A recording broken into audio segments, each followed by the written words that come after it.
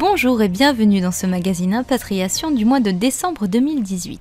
Au sommaire ce mois-ci, la 13e édition des 24 heures chrono de l'International, la mobilisation face à la hausse des frais universitaires pour les étudiants étrangers, les étrangers représentent 6,7% de la population vivant en France, une loi au Sénat pour garder les médecins étrangers, les entreprises étrangères emploient 1,8 million de personnes en France et enfin, Bailly Déménagement propose ses services en France et à l'étranger. Les 22 et 23 janvier 2019, rendez-vous pour la 13e édition des 24 heures chrono de l'International. Organisé en partenariat avec TV5 Monde, l'événement sera diffusé sur le net, en direct, et abordera les problématiques de l'expatriation, création d'entreprises, vie quotidienne et différences interculturelles. Ces 24 heures seront émaillées de plateaux TV d'experts, de mini-débats et de témoignages d'expatriés. Pour fermer le bal des destinations traitées cette année, une émission sur Paris accueillera Ma Nouvelle Ville, une société de relocation, Open Sky International, une école bilingue, la SBE, société de banque et d'expansion, proposant tous des services pour les impatriés.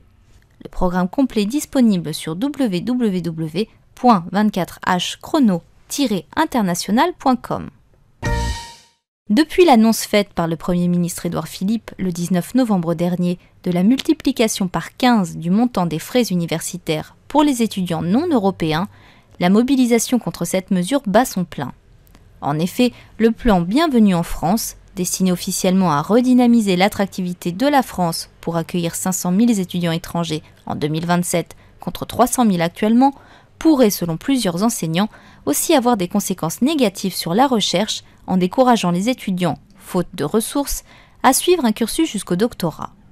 Si la hausse des frais universitaires entre en vigueur, il y aura de nombreuses conséquences pour le monde de la recherche. Cela risque de vider le levier de jeunes chercheurs étrangers. On peut même imaginer, dans 5-10 ans, travailler sur l'Afrique avec peu ou quasiment pas de jeunes originaires de ce continent.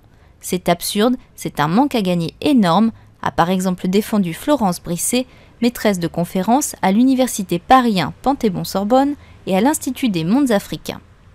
Au total, la hausse des frais d'inscription concerne près de 100 000 étudiants.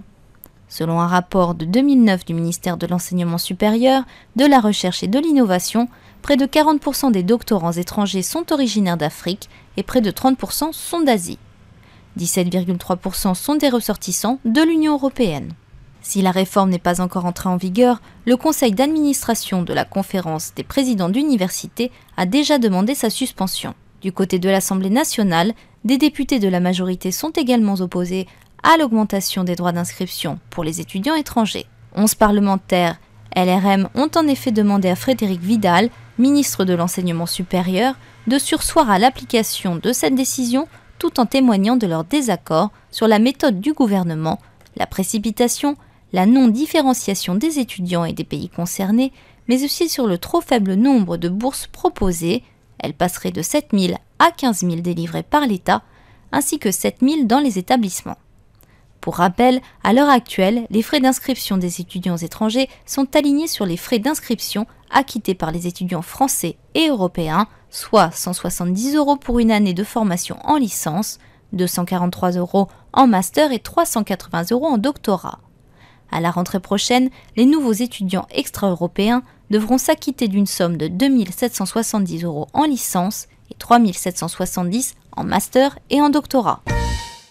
Selon l'INSEE, qui vient de publier sur son site internet une synthèse pédagogique des chiffres de l'immigration sur la base du recensement de 2015, la population étrangère vivant en France s'élève à 4,4 millions de personnes, soit 6,7% de la population totale. Si on compare avec les pays voisins, l'Allemagne et le Royaume-Uni sont les pays avec le plus grand nombre d'étrangers, tandis qu'en France et en Italie, le pourcentage est autour de la moyenne européenne, ajoute l'Institut. En ce qui concerne l'origine, en 2015, 44,6% des immigrés vivant en France sont nés en Afrique et 35,4% sont nés en Europe. Les pays de naissance les plus fréquents sont l'Algérie, le Maroc, le Portugal et l'Italie. 2016 a néanmoins vu la tendance inversée puisque les nouveaux arrivants étaient nés à 37% en Europe, Italie, Portugal et Royaume-Uni principalement, et 35,7% en Afrique, Maroc, Algérie et Tunisie. Parmi les arrivants de 2016, 41% étaient titulaires d'un diplôme du supérieur, 28% d'un diplôme du secondaire et 31% au plus d'un diplôme de niveau brevet des collèges.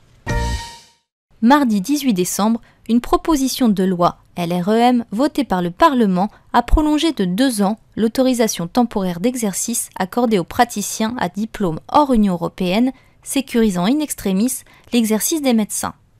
Si tel n'avait pas été le cas, 300 à 350 médecins titulaires de diplômes obtenus hors de l'Union européenne auraient dû cesser d'exercer en France au 1er janvier 2019.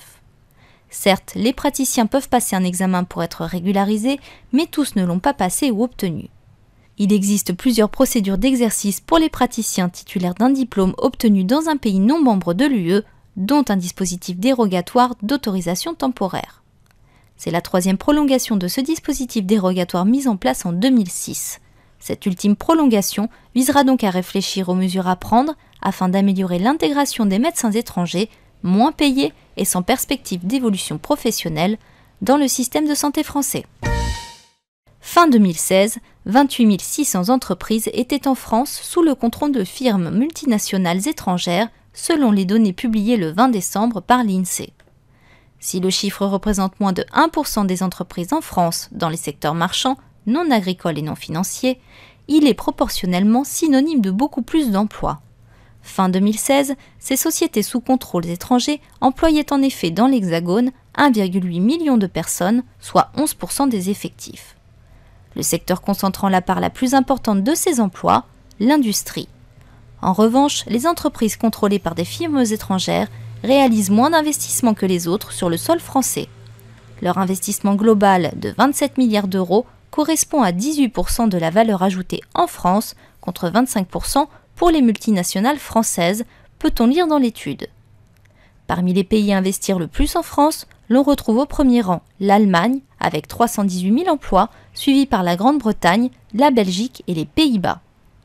Hors Union européenne, ce sont surtout les multinationales des États-Unis qui emploient le plus en France, avec 380 800 emplois, puis viennent la Suisse et plus loin le Japon et le Canada. Enfin, pour les entreprises ayant besoin des services de déménagement, sachez que Bailly Déménagement propose ses services en France et à l'international, disposant de ses propres agences dans de nombreux pays étrangers, mais travaillant également en collaboration avec plus de 500 partenaires positionnés dans le monde entier. Du fret aérien, maritime, route au service de relocation, en passant par le stockage, tout sera fait pour vous simplifier la vie. Pour un devis, www.déménagement-bailly.com. Toute l'équipe de News21.tv vous souhaite d'excellentes fêtes de fin d'année. Merci de nous avoir suivis et rendez-vous le mois prochain.